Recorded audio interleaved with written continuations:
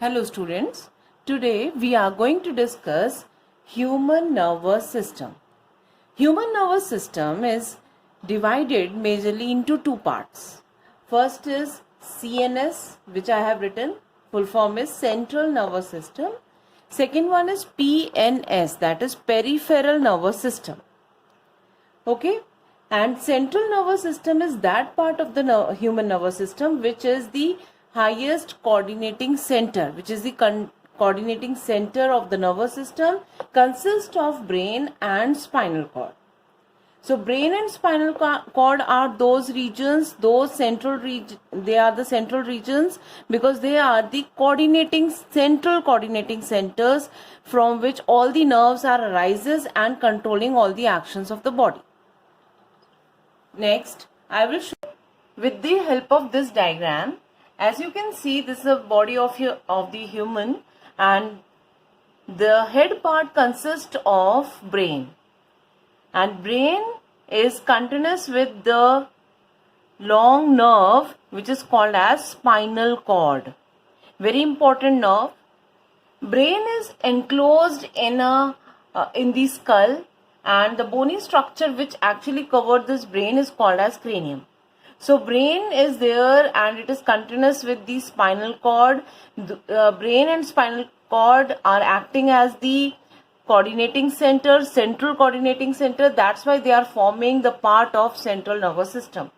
One thing you have to note down, that the nerves which are arising from the brain, they are called as the cranial nerves.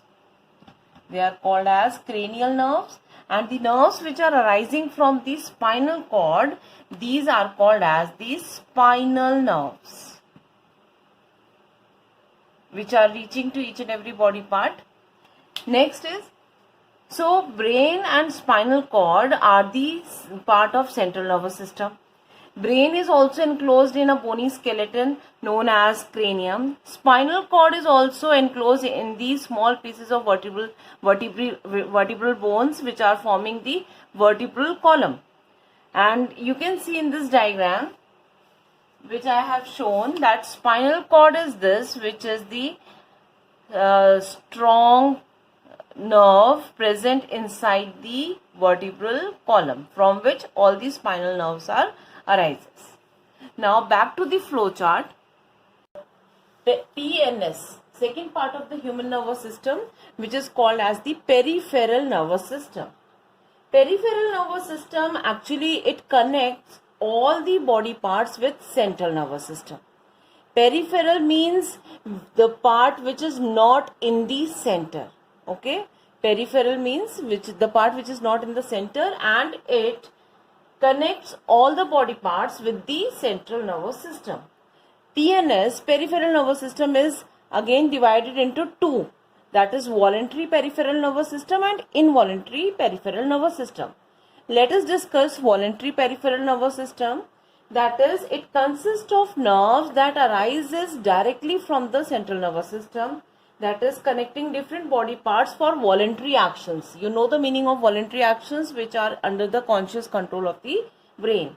And it consists of two type of nerves. One is cranial nerves and other is spinal nerves. Cranial nerves which are arising directly from the brain, as we have discussed in the diagram also, and spinal nerves which are directly arises from the spinal cord. Cranial nerves are 12 pairs in number, and they are always represented by the Roman numbers as first cranial nerve, second cranial nerve, and so on. Okay. Spinal nerves are 31 pair in number. Right. So voluntary peripheral nervous system is that part which connecting the central nervous system to other parts with the help of cranial nerves and spinal nerves, and it also controlling the voluntary actions. Now, very important, you have to understand about the peripheral nervous system, second part, which is involuntary peripheral nervous system, also called as autonomic nervous system. In this, as you can see, that involuntary PNS consists of sympathetic nerves and parasympathetic nerves, which I have written. So actually these nerves develops from the branches of some cranial and spinal nerves. These are also called as visceral nerves. Visceral means muscles. That means these nerves are reaches to each and every smooth muscle, and they are also controlling the involuntary actions. Many activities of internal organs like heart, blood vessels are controlled by specific set of nerve. That means each and every organ receive a specific set of nerve called as sympathetic and parasympathetic nerve. In this set of nerve, one nerve is acting as the stimulatory action on the organ.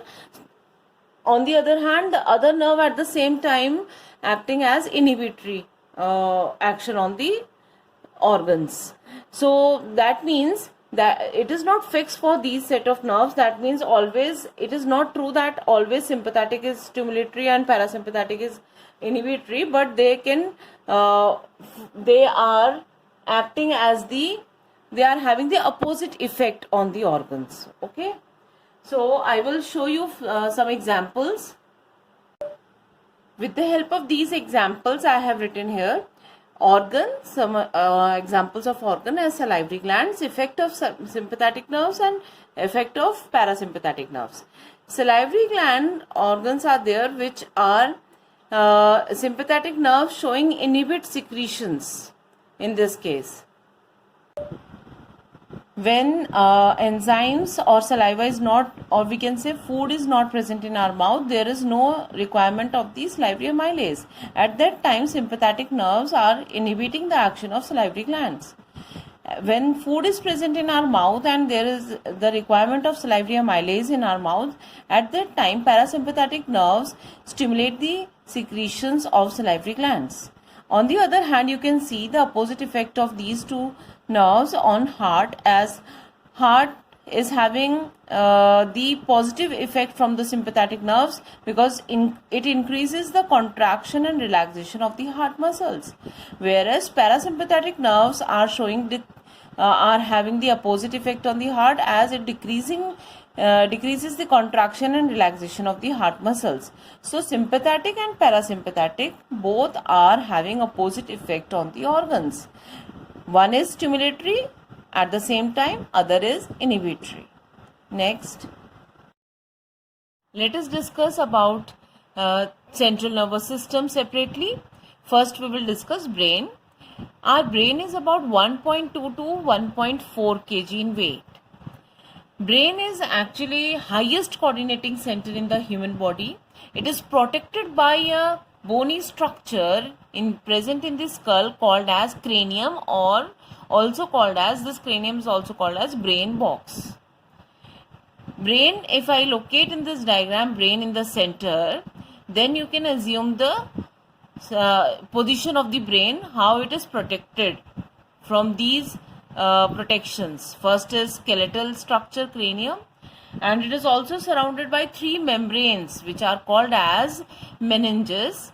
Three meninges are present. First is dura mater, arachnoid mater and pia mater, but the name of the meninges are not in the syllabus. So these meninges are acting as the protection for the brain. They give the protection for the brain, as the space which is present between these meninges are filled with the cerebrospinal fluid, and this fluid is protect the brain from the mechanical shocks and act as a shock absorber.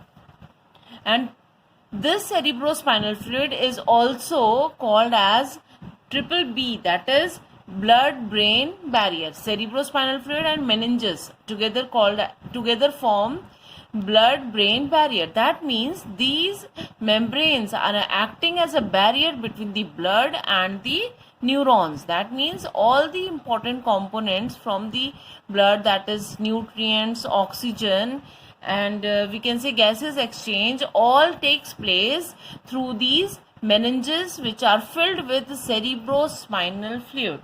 which is also acting as the shock absorber. Whenever there is an injury during the accident, we can say if that is a minor accident or little injury is there, cranium can protect the brain from that injury. It will not going to harm the brain in any form. But if the injury is, or we can say if the injury is too hard, or at that time maybe the neurons which are present in the brains may be damaged, and the person will go in coma or any other stage will takes place, because neurons are those nerves, are those cells which are not able to repair or which are not able to divide.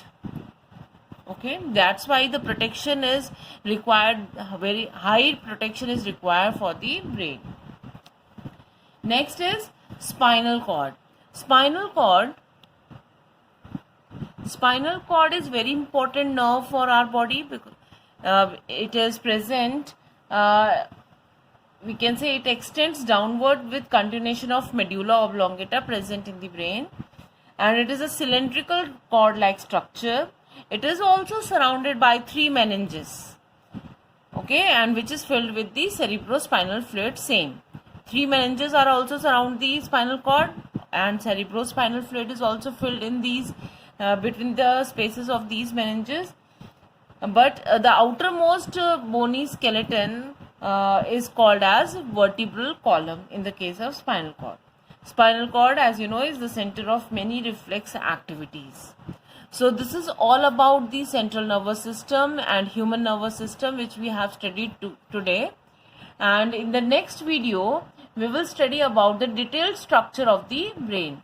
So keep update yourself. Thank you.